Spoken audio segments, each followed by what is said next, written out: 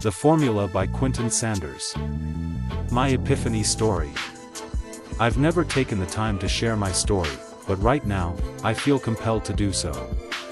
I want to tell you about my journey, where I've been, where I'm headed, and why this inside hustle is meant for you. My hustle began at the young age of 12 and continued until I turned 38. That's a 26-year-long career of grinding and striving for success. However, it all came crashing down during a dry spell while I was in San Francisco. Panic was in the air as everyone around me seemed to be affected. In my search for work, I crossed paths with an individual who turned out to be an undercover agent. Shockingly, just 2 hours after returning to town, I found myself behind bars. Fortunately, I was able to post bail the following day. Yet, due to my parole status, I failed to report, leading to a blue warrant and 4 years on the run, from 2012 to 2016.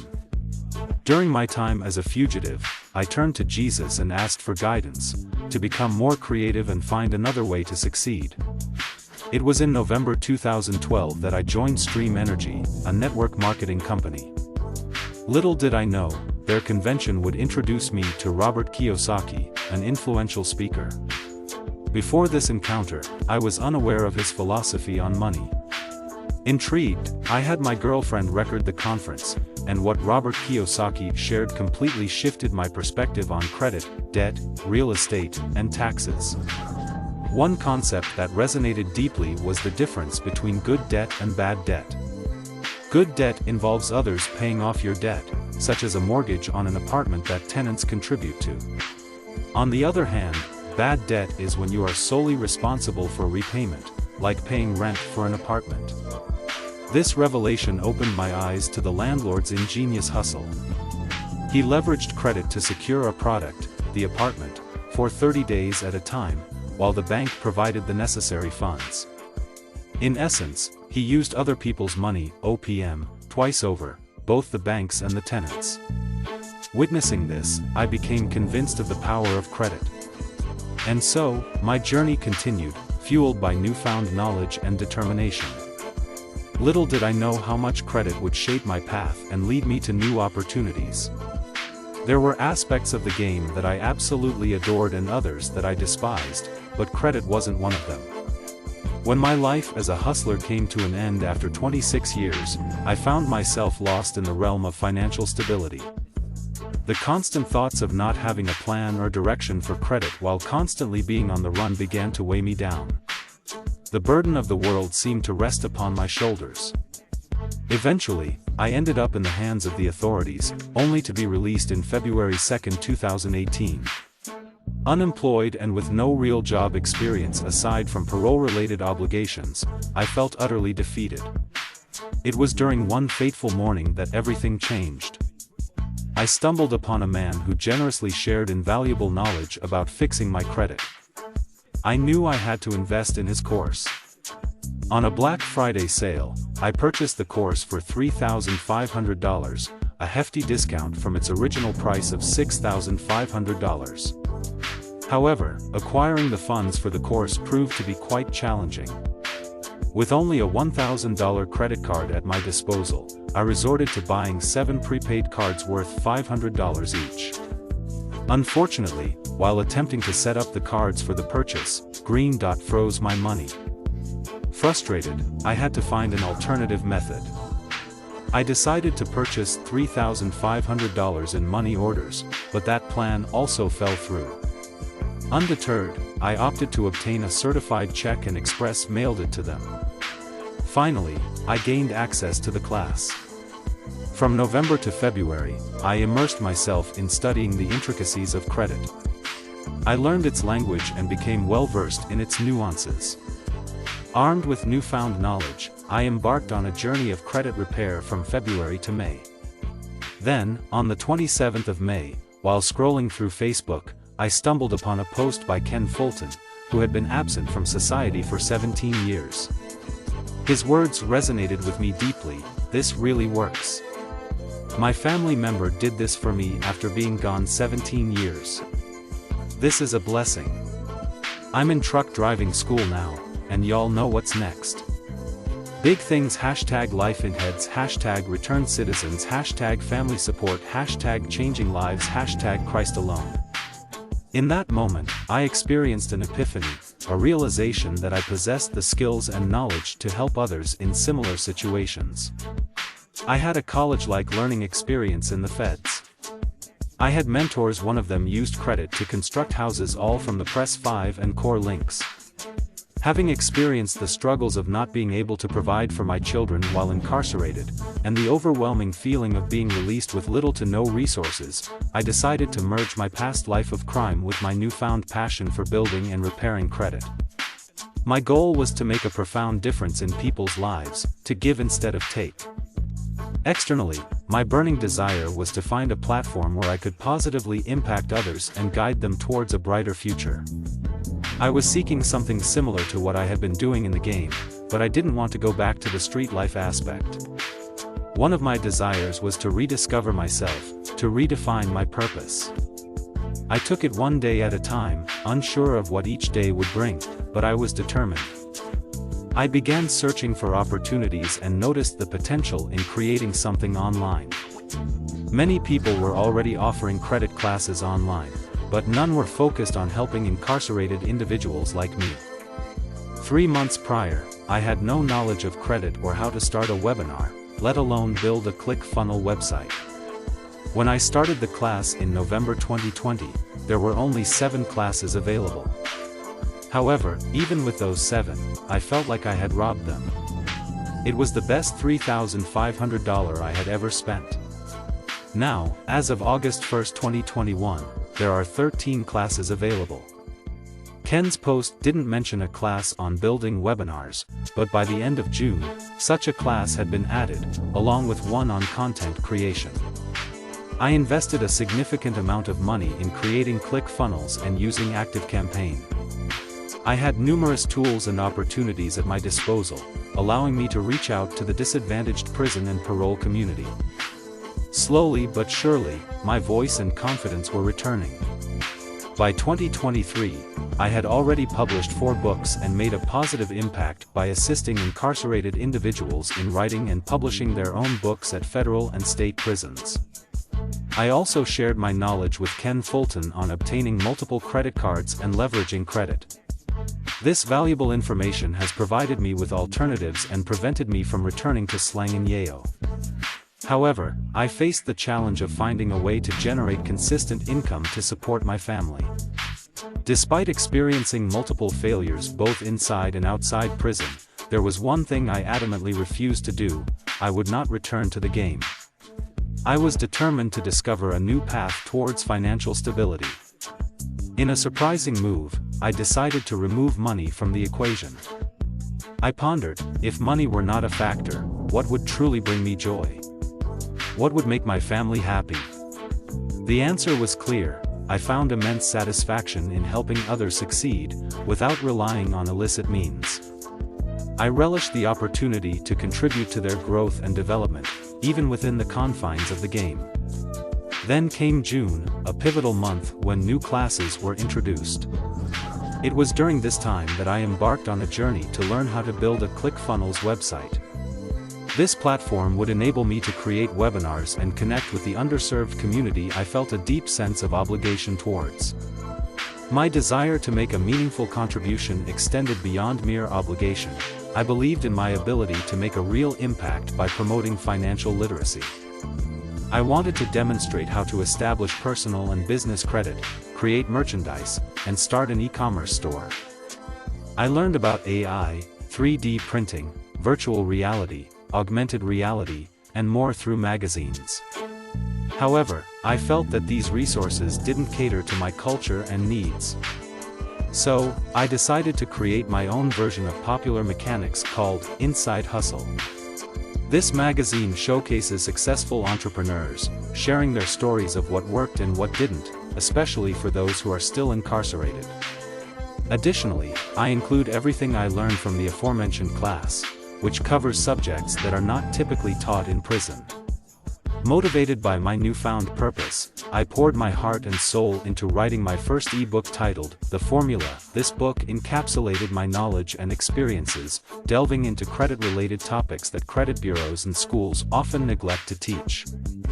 It served as a comprehensive guide for confidently repairing one's credit.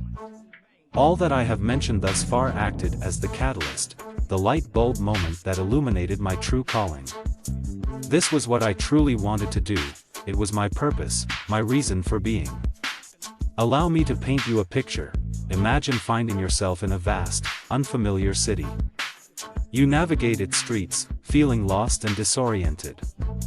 However, in the heart of the city, towering skyscrapers offer a bird's-eye view of the surroundings, providing a glimpse of what lies beyond. Ideally, this vantage point should help you find your way to the affluent side of town once you descend to street level. For me, however, this approach never quite worked. I needed more than just a view from above. I required a map or GPS to guide me toward the prosperous side of town that I yearned to reach. Please understand that it wasn't that I didn't want to find my way to prosperity on my own, I was simply lost. After spending 26 years wandering aimlessly in the maze of the big city, without a map or GPS, one would remain oblivious to the existence of an escape route. It's easy to fall into the belief that being perpetually lost in the city is an acceptable way of life, a sad state of contentment. My perspective is that life resembles a voyage through an unfamiliar metropolis. At times, you may ascend to the tallest building, taking in the panoramic view, but sometimes most of the time it really doesn't help. It's so many dead-end options, and I'm convinced that I found just about every dead-end option that there was. There are a lot of other people that are winning in their journeys and venues and are successful, but their journey is not mine and they might not be yours either. But because of my long journey, I'm now able to help people move forward faster and in much less time and with much less failure in their lives. Now failure can teach us a lot, and I'm not trying to take away the struggle from people's lives, but I'm helping them not to make all the mistakes and go through a lot of the pain that I went through. So the conflict that I'm having is I'm thinking that income is the outcome inside and out blueprint is absolutely amazing, and this can help so many people who are stuck between a street life career and prison try to figure out what's next in their lives. So how can I share this pathway I discovered with the world? My goal is to help others gain clarity quickly and affordably, with guaranteed results. I'm offering a low-cost subscription of just $2 per month. By subscribing, you'll receive a monthly email that teaches valuable skills such as writing and publishing books, as well as 21st century lessons like AI, augmented reality, virtual reality, building credit, and starting an LLC. It is crucial to understand your industry and establish credit before launching. This way, you'll be well prepared with a solid framework, a new mindset, and a strategic game plan. The one thing that I've always been good at is creating and designing a well-thought-out route to get to the money through the big city traps. If I design a city, I could do it in such a way that people would get through it really quickly, because for me it's not about the big city trap and being lost, but it's about being found and staying found. It's no fun being lost. But what I've been able to develop with income is the outcome inside and out. And it's based on this. Everybody and every business needs one thing. And that one thing is credit. The biggest transformation for me is discovering that the more I help other people in their journey of rediscovery, the clearer my own journey is becoming. I don't want you to fade the streets or ever have to eat a cold soup again. Life has brought me full circle. I didn't love the game for all that it was. What I loved about the game was it was a ladder to come up. It was a venue to help feed my family. My ladder has changed and my purpose has never been stronger. My lifelong aspiration has always been to help my people get money. It was the same motivation then and it's the same now. Today, I offer you the opportunity to refine both your personal and business endeavors. And that's what I have for you today. Chapter 1. How credit reporting works. 3 entities make up the credit reporting system: consumers, credit bureaus, and financial companies. Consumer, a person or corporation who purchases goods and services for personal or business purposes. Credit bureaus, information about your credit cards, loan accounts and credit inquiries is reported electronically through TransUnion, Equifax, and Experian by lenders and creditors about every 30 days. These bureaus collect and store your credit information in your profile for future reference. Your behaviors can be reviewed in the future by others to determine your risk level. A personal credit score can range between 300 to 850. A credit score of 700 or above is generally considered as good. A score of 800 or above on the same range is considered to be excellent. Most credit scores fall between 600 and 750. Higher scores represent better credit decisions and can make creditors more confident that you will repay your future debts as agreed. Businesses such as auto loan lenders, banks, credit card companies and insurance agencies use your credit data from the credit bureaus to determine your risk level. Once they have an idea of how risky it is to lend you money, they can determine the rates you'll have to pay or other terms and conditions. They may also use this information to send you pre-approved offers in the mail. Financial companies, a company concerned primarily with providing money, as for short-term loans. Finance companies are commonly referred to as lenders of last resort. Their rates and terms are not as favorable as those offered by banks and credit unions, so higher-risk consumers tend to depend on them for their credit needs. Having a finance company account on your credit report could cost you points. Credit reporting works like this. Step 1. Credit scores are used by lenders to make decisions about whether or not to offer you credit. Step 2. When creditors and lenders check your credit, they're likely to do so with one of the major credit reporting agencies, TransUnion, Equifax, or Experian. These three agencies retain information on more than 200 million Americans. The data the bureaus have in your credit files is used to calculate your credit scores. Your credit scores are determined by 5 major factors. 1. Payment history. 2. Debt usage. 3. Age of credit accounts. 4. Types of accounts. 5. Number of inquiries. Payment history. Your payment history is a record of on-time, late and missed payments on past and current credit accounts. These accounts can include credit cards, lines of credit, personal loans and mortgages. Your payment history indicates to a potential lender the likelihood of you successfully repaying your debt, or going into default. It also factors into a significant percentage of your credit score. Though exactly how much it contributes isn't clear, scoring models like to keep their algorithms close to the vest. FICO, however, claims that 35% of your FICO score comes from the behaviors revealed by your payment history. Payments made far after their due date ultimately weigh more heavily on your score. This is because negative scores tend to increase the longer it takes you to repay your obligations. However, a payment history that's free of late payments doesn't guarantee a high score. Neither will a handful of late payments dramatically decrease your score if the rest of your financial history is stellar. Credit bureaus consider several factors in computing your credit score, often using a proprietary algorithm. Debt usage. Credit cards provide the ability to build a credit record and receive a credit score. When you use credit cards responsibly, you have access to additional funds in an emergency, you can finance large purchases that might take a few months to pay off, you can earn points or cashback rewards on your monthly spending, and in some cases, you have access to services such as roadside assistance, travel plan assistance, upscale airport lounges, and concierge help while traveling. If you have a high credit utilization on your cards, you may find yourself with a lower FICO score on your credit report, a more difficult time making larger monthly payments, and potentially higher interest rate on your cards if you make any payments late.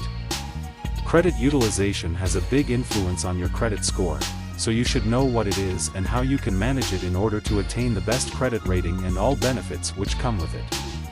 Credit utilization is the ratio of your outstanding credit card balances to your credit card limits. It measures the amount of credit limit you are using. For example, If your balance is $300 and your credit limit is $1,000, then your credit utilization for that credit card is 30%. Age of credit accounts. The length of credit history category of FICO makes up about 15% of your credit score. Average age of accounts equals the total months of all of the accounts on your credit report, from the open dates to the present, divided by the number of accounts. While 15% of your score doesn't sound like much, especially when compared to the payment history and amounts owed, a longer credit history could help your credit score. Types of accounts. Revolving accounts. Revolving accounts are those that have a different payment each month depending on your current balance. These are accounts that you are not required to pay in full each month. You have the option to revolve some or all of the balance to the following month. Lenders charge you interest on the amount you revolve, and this is how they make money. Some examples of revolving accounts are credit cards issued by a bank or a credit union. These are accounts backed by a major payment network. These accounts are extremely common because almost all banks and credit unions are able to issue them to their customers. Credit cards issued by a retail store. These are accounts that are issued by the stores where you like to shop. Some examples are Macy's credit card, Target Red Card, Pep Boys credit card, and a Dillard's card. There are hundreds of other examples. Most of us have several of these types of cards, too. Credit cards issued by an oil company. These are accounts that are issued by a petroleum company. Some examples are Techron, Texaco and Chevron, Advantage Card, ExxonMobil Smart Card, Shell Card, and BP Credit Card. Home equity lines of credit, also known as a HELOC. These are loans that allow you to tap into the equity of your home. These loans are generally easy to obtain from most reputable banks and credit unions. These accounts are very common in part because the interest is tax deductible in most cases. Check with your tax advisor to see if your account qualifies for a tax deduction. Installment accounts. Installment accounts are those which have a fixed payment for a fixed period of time. As with revolving accounts, you are not required to pay them in full each month. You are allowed to make a payment which will be the same every month until the loan is paid in full. Lenders charge you an annual percentage rate, also known as an APR, and this is how they make money.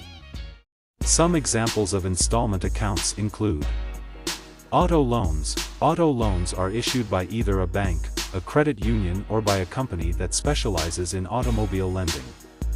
Mortgage loans. Mortgage loans are issued by either a bank, a credit union, or a company that specializes in mortgage lending.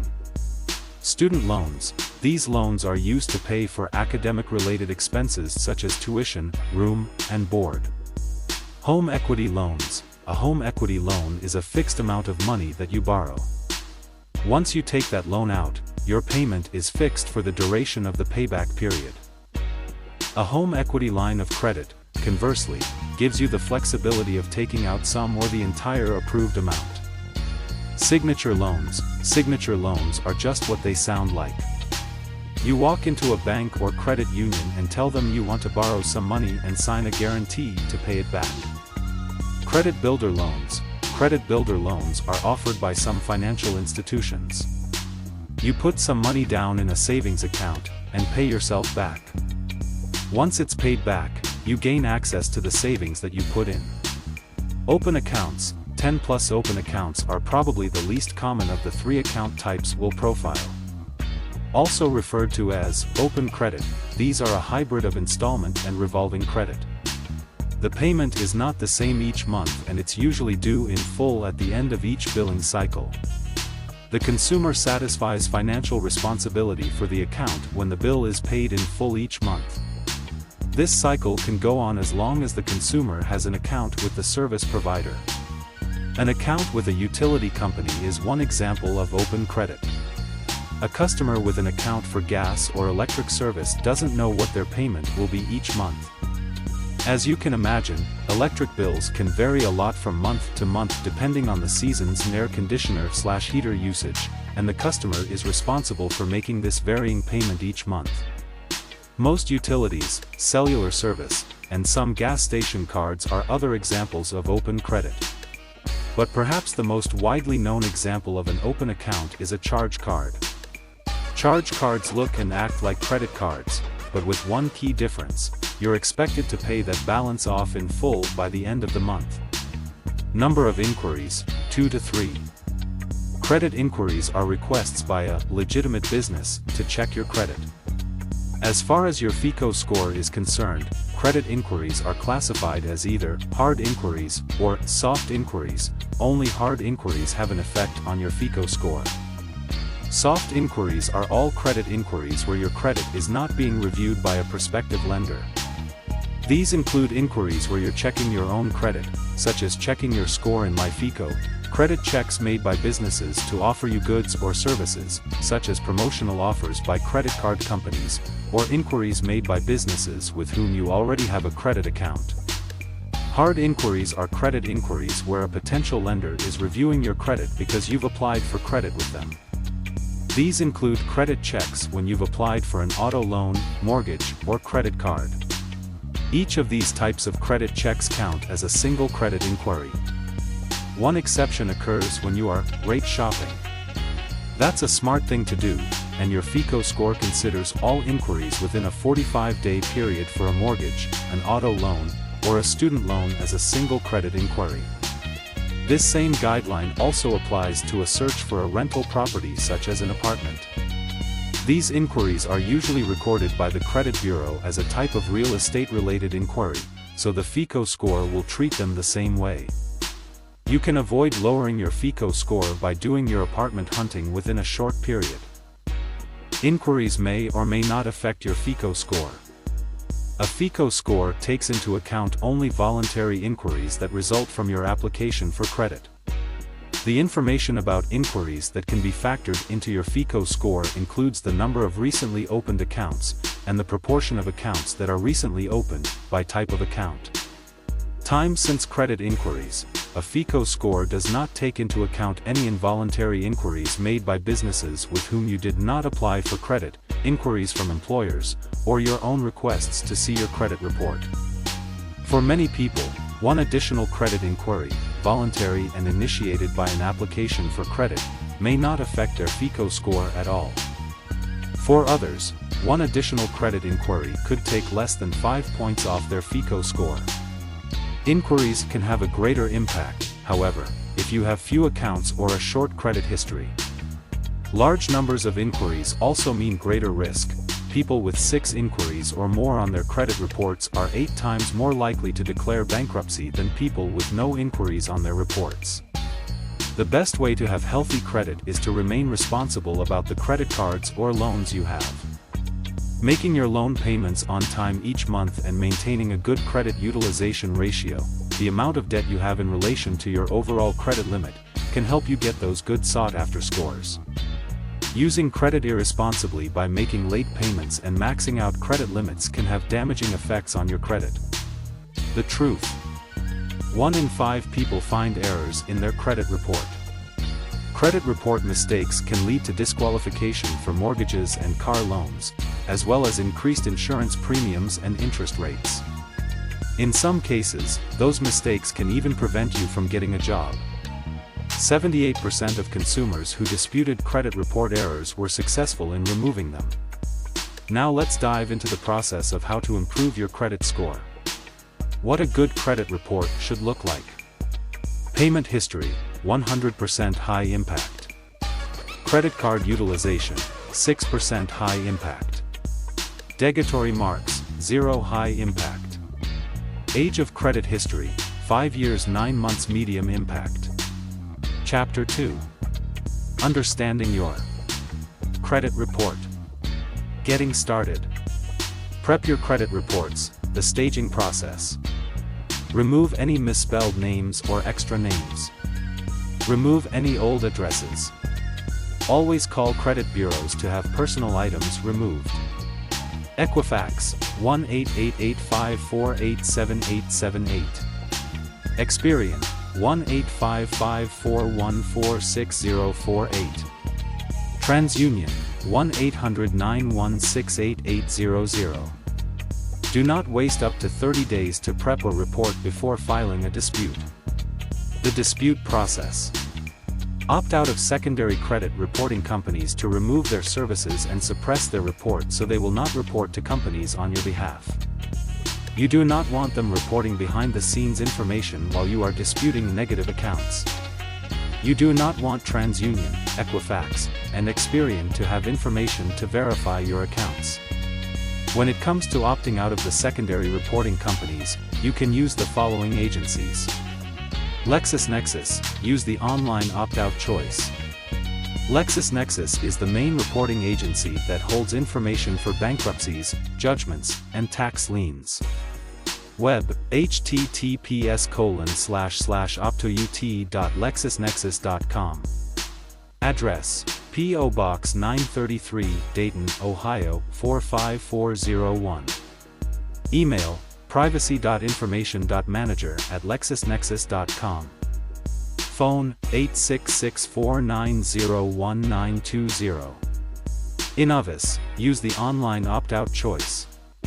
Web, https://www.innovis.com/securityfreeze/index. Address, P.O. Box 26, Pittsburgh, Pennsylvania 15230. Phone, 800-540-2505. CoreLogic, use the online opt-out choice. Web, https://credcofreeze.corellogic.com. Address, P.O. Box 105281, Atlanta, Georgia 303485281. Phone, 1-877-532-8778. SageStream, call or fax to opt out. Web, https://www.sagestreamllc.com/security-freeze. Address, SageStream, LLC Consumer Office, P.O. Box 503793, San Diego, California 92150. Fax, 858-451-2847. Phone, 1-888-395-0277. ARS, call or mail. Web, https://www.ars-consumeroffice.com/securityfreeze.faces. Address, Advanced Resolution Services Incorporated, 5005 Rockside Road, Suite 600, Independence, Ohio 44131. Fax, 216-615-7642. Phone, 1-800-392-8911. You can use a basic dispute to challenge negative items on your credit report using the DIY credit repair template form. It allows you to challenge the validity of the accounts on your credit repair. You are asking the companies to verify all of the accounts on your account are valid. Use the custom 609 letter that we have provided to dispute negative items on your credit report. I added more language from different laws which causes companies to remove more negative items from your credit report. Disputing information on your credit report. Step 1. Basic dispute. You include inquiries, collection accounts, closed accounts. You'll receive letters back notifying you if the items were removed or verified. Then you proceed to Step 2. Step 2, the 609 letter, the Prove It letter. The 609 letter is based on rights granted under Section 609 of the Fair Credit Reporting Act. Under Section 609, credit reporting agencies are required to disclose certain information to consumers who request it. In addition to the required disclosure of information in your credit file, Section 609 of the FCRA requires credit bureaus to provide a summary of your rights under the FCRA, a list of the federal agencies who enforce the FCRA, and a statement that the credit bureau is not required to remove accurate, negative information unless it is outdated or cannot be verified. Step 3. Validation of debt to creditor. Immediately after you receive your results, whichever accounts were verified, you put them in the Validation of Investigations letter. Send this to the creditor, not credit bureaus. You have the right to request disclosure of information from the credit bureaus. You don't have to state anything special or use certain language to exercise your right. Simply write to the credit bureau and request disclosure of information under Section 609 of the Fair Credit Reporting Act. You should always draft your own letters to the credit bureaus based on your specific credit report information. As with all correspondence with credit bureaus, send your letter via certified mail so you can track the receipt of the letter and time or response from the credit bureaus.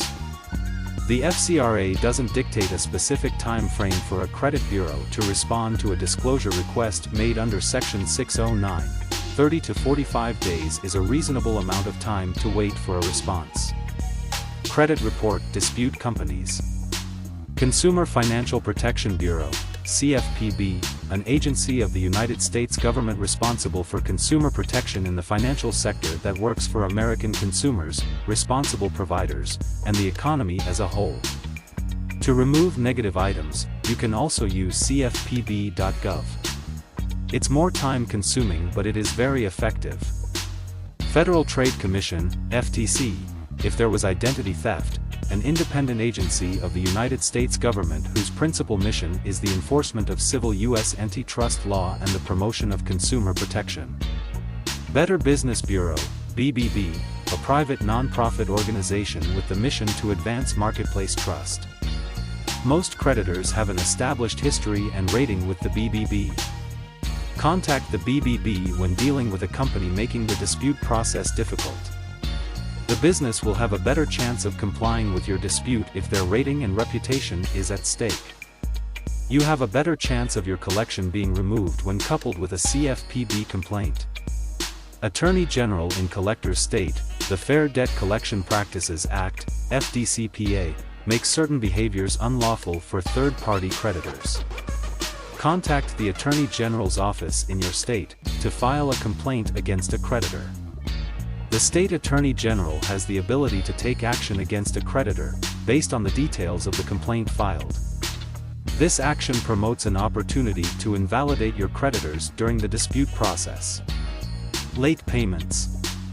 If you have late payments, call the creditors first to see if they have a forgiveness program so they can remove those items from your report.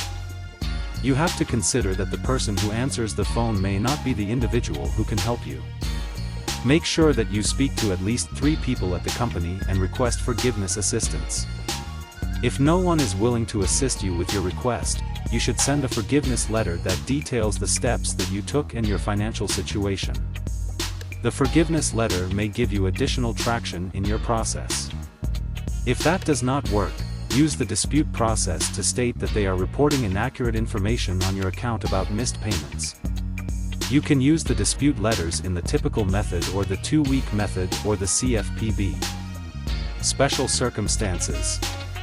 Collection accounts. Make sure you freeze everything for your big accounts, including any collections, repossessions, closed accounts, foreclosures, bankruptcies, judgments, and tax liens. Freeze everything, and submit a direct 609 letter to repair your accounts. The 2-week method has been very successful recently.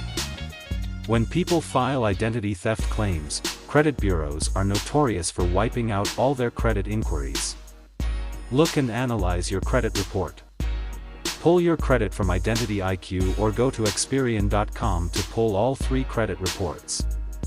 Deletion process. After we stage our credit report, we use the CFPB to overwrite the 3 credit bureaus. Here are the steps in the deletion process. Step 1. File a basic dispute letter via certified mail. Step 2. Provide companies with a 609 letter via certified mail. Step 3. Provide companies with a validation to debt letter via certified mail. When you go through the deletion process, always keep your letters. It is illegal for credit bureaus to put negative items back on your report once it has been deemed unverified or inaccurate. If they ever add it back to your credit report, file a report with CFPB to make sure that companies do not try to add those items back on your report. Credit bureaus are privately owned companies.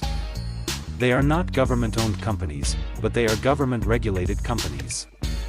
The Consumer Financial Protection Bureau, CFPB, regulates government companies like the credit companies. You can file a dispute with the CFPB, and they remove items within 14 days with companies except Equifax, which takes longer. 2-week method, 14-day deletion method. Stage your credit report and then send a direct 609 letter first. We do not do a challenge before sending the letter. Send in a basic 609 letter backdated 2 weeks as the date of the dispute, and do not send it certified mail so that the actual receive date of the letter is not time-stamped. For example, if you are sending a dispute letter on the 28th to remove inquiries and negative accounts, put the 14th as the date on the letter. Make sure you do not put more than 10 items on your dispute letter. The system sees the date that the letter was dated and registers that as the date it was received. In 14 days, you send a demand to comply letter, which means if the collection company of the creditor has not responded, the company has to remove the item from your account. Go to CFPB and file a complaint against Equifax, TransUnion, and Experian and state that the credit companies are not complying with their own policies in a timely manner. You should file the complaint with the CFPB 14 days after you mail your complaint letter regular mail so that it doesn't allow the credit bureaus time to investigate your claims. Instead of having 30 days to respond to your letter, their system will register it as having been received 14 days earlier than it actually arrived. The complaint with CFPB will allow them to contact the credit bureaus to inquire why your letter is unaddressed within 30 days even though it only has been 14 days.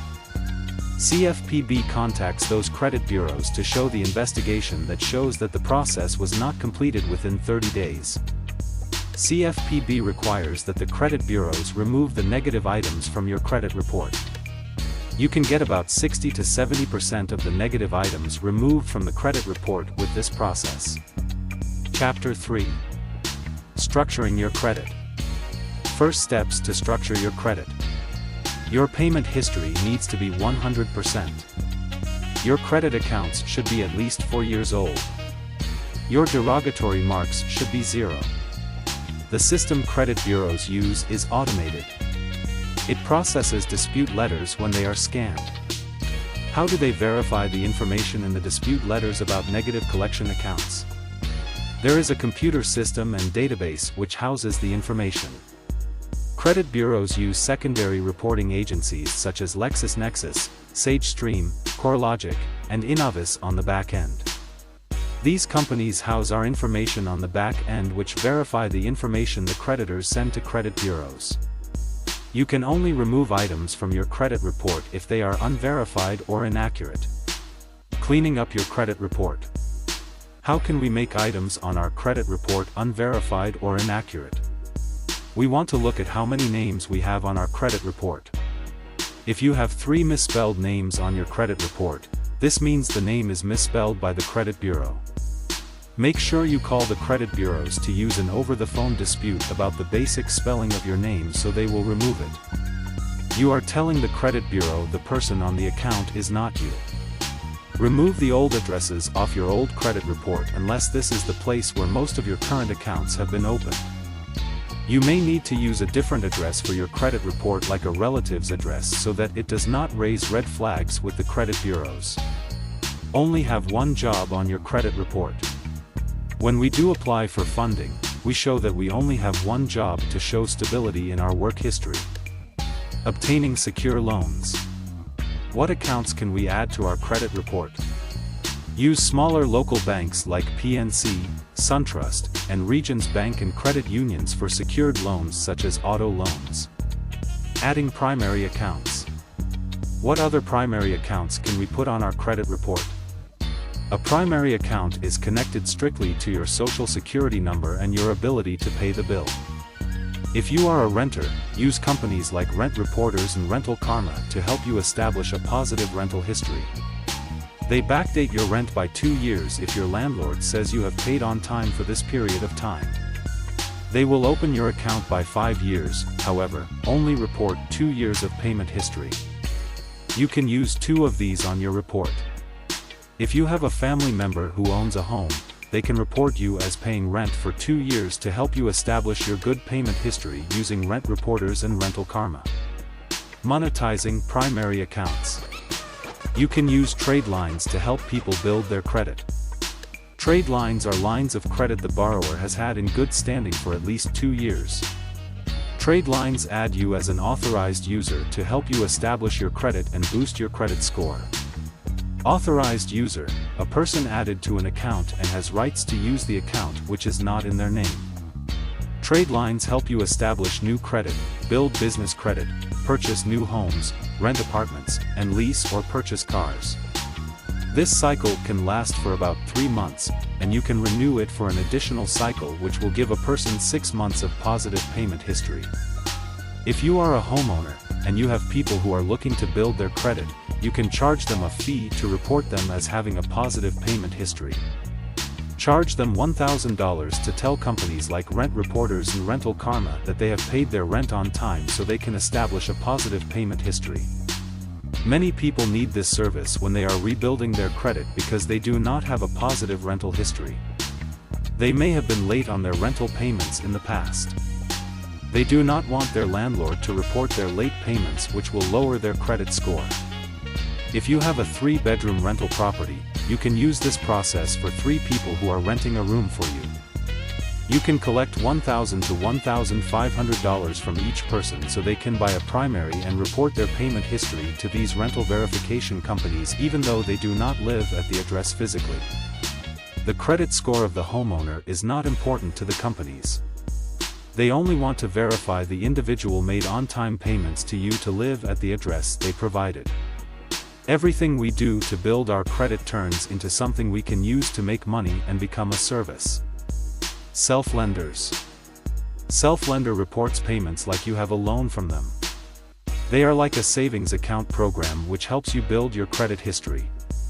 You are making payments each month in which they give you back at the end of your agreement. You pay $50 to $70 per month for them to report to your credit report that you pay on time each month.